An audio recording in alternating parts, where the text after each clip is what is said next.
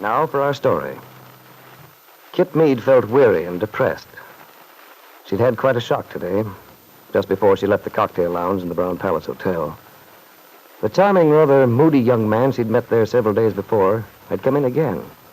Had told Kit he'd decided to follow the advice she'd given him during their first casual conversation, when she'd suggested that it was foolish to marry someone who didn't love you, in the hope that he or she might later change. After he'd left, the bartender had mentioned his name. It was Nicholas Dorn.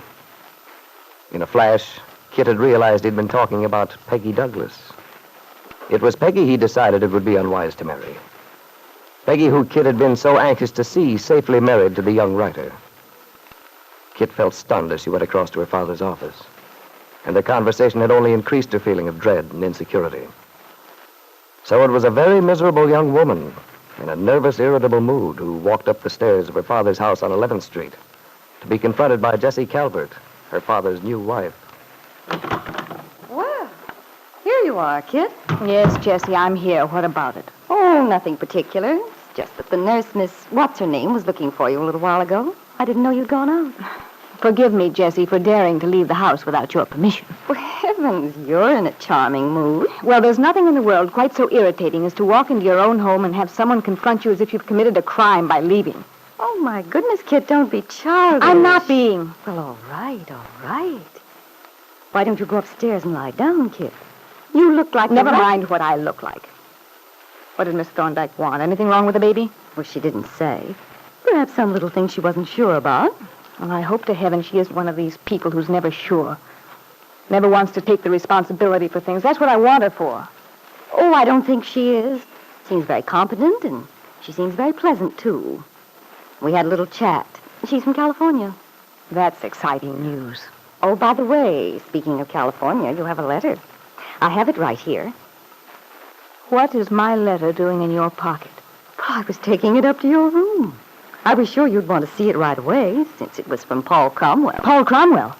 Well, I think so. You seem to have given my letter a great deal of attention.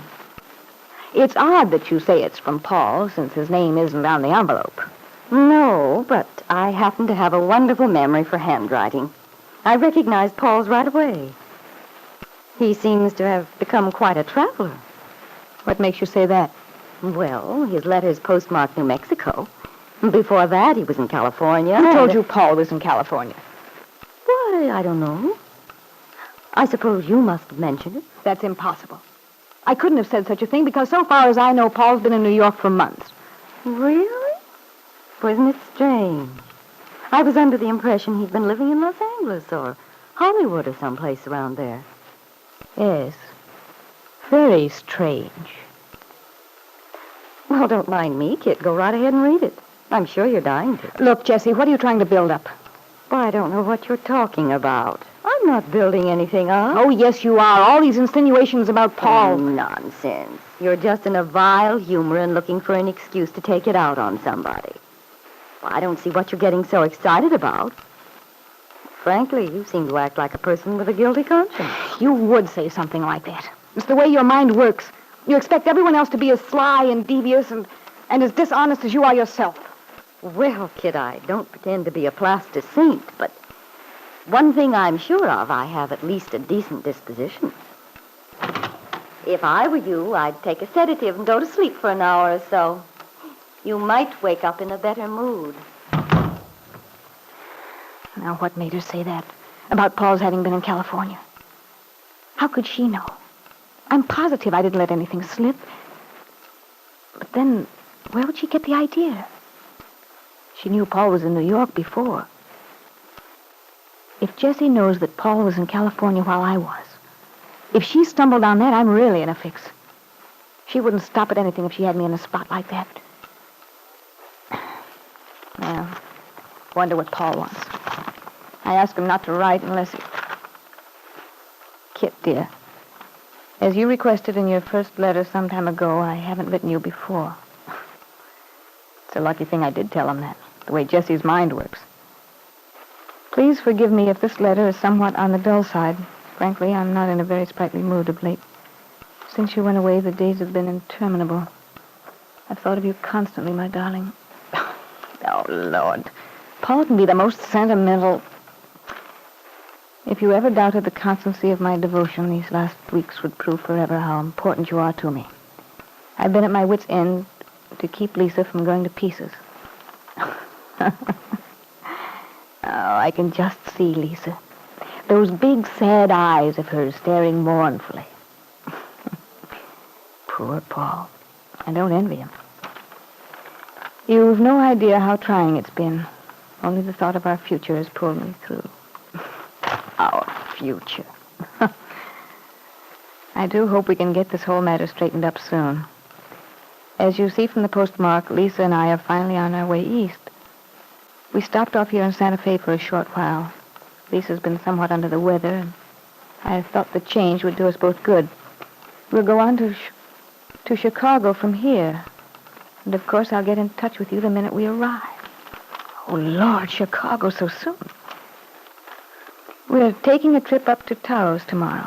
This Indian country is wonderful. I hope you and I can come here together one day. Meanwhile, my darling, much love from your Paul. Kit reread the letter quickly, then crumpled it and threw it into the fireplace. Since her return to Wakefield, Kit had deliberately pushed into the back of her mind all thoughts of Paul Cromwell and Lisa. But now, Paul's letter had forced her to remember. She saw Lisa's face, heard again Lisa's tearful voice as she said, I know it doesn't do any good to retrace things, but ever since you had the accident, lost your child, I've been so miserable, guilty. I felt I was responsible. Well, of course, Lisa, if we hadn't had that argument, it never would have happened. I know. And then Kit remembered another conversation they'd had. In the car, the day Lisa had been taken to the hospital. I'm glad you're coming along, Kit. I wanted to talk to you. Naturally, I'd come, Lisa. Kit, do you really want my child? Yes, Lisa. If I had a child, it would solve the problem of my marriage. You see, Kit, I want my baby so much. I've longed for it, dreamt of how it would look. But this way, to be alone, I don't think it would be fair to the child. I think you're very wise, Lisa. It wouldn't be fair to the child.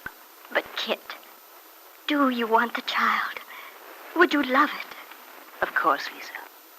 Of course I would. I know how you feel about the baby you lost, Kit. And if mine takes its place, if you really love it. To have to choose between your child and the person you love. To know that if you keep your baby, you'll lose that person. To know that if you keep the child, you can't give it the sort of life it deserves. But from a logical viewpoint, Lisa, the conclusion is obvious. Perhaps it should be. But it's such a strange feeling. I'm afraid I can't talk about it anymore now. No, don't. Not now. But I'm sure we understand each other, Lisa. You will be good to my baby. You'll be good to him, won't you? And now in a few days, Lisa and Paul will be in Chicago. If Lisa finds out that there's trouble about the baby, that it won't have the sort of life I promised, the security of a father's love and a mother's, if she hears about the custody suit, if Bill's lawyer stumbles upon the truth that the child isn't mine, oh, it can't happen. Dad will have to think of a way to keep it from going to court somehow. He's got to. For the first time, Kit was learning how it felt to be helpless. Knew the terror of feeling hunted. She remembered all the tricks she'd used, the methods by which she'd practically forced Lisa Fenner to relinquish her child. Now it was all coming home to Kit because she was in danger. Not only of losing the marriage for which she'd been struggling, but of being exposed by her treachery.